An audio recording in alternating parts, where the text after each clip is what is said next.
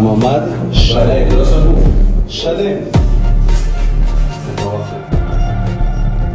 This is the sovereign state of Israel, and these damned Arabs here had better learn that if they want to stay here, they'll sit here quietly or get the hell out.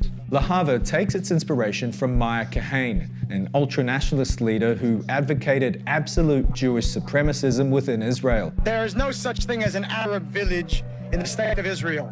It is a Jewish village that is temporarily inhabited by Arabs. You could see youths come down from the settlement above the village to throw stones.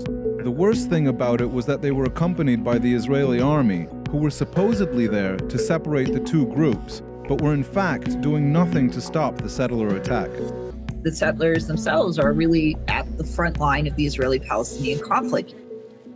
In 2007, he was convicted of incitement to racism and supporting a terrorist organization. Ben-Gvir also got his political start in the Kahanist movement.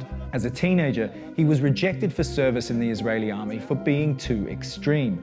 This is the same guy who's now in charge of Israel's national security. The track record stands, and he was charged and convicted of several offenses related to participation in terrorist organization.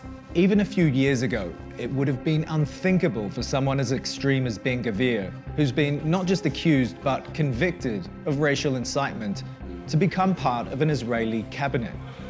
קוראים לעצמם פלסטינים, אין באמת עם כזה, זה לא היה, אין באמת דבר כזה, יש ערבים. So when you have a far-right ideologue who does not believe that Palestinians have a right to exist, the scope of what he can punish them with in terms of deploying his police forces is pretty frightening to imagine.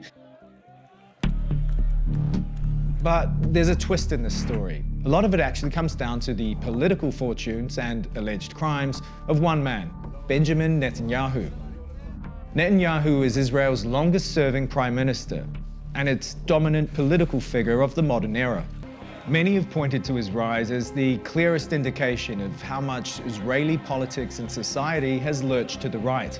When Trump was elected, the Israeli far-right celebrated wildly. He continues to be very, very popular in Israel because he just handed the country a whole slate of diplomatic victories. But it did just give the sense that there was one less check against Israeli abuses, particularly in the occupied territories, than there had been before. Let's listen to his statement from just moments ago. Months ago, Israel launched Operation Rising Lion, a targeted military operation to roll back the Iranian threat to Israel's very survival. This operation will continue for as many days as it takes to remove this threat. For decades, the tyrants of Tehran have brazenly, openly called for Israel's destruction.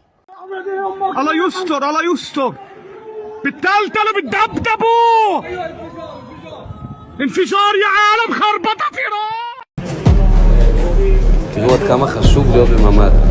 כל פועל.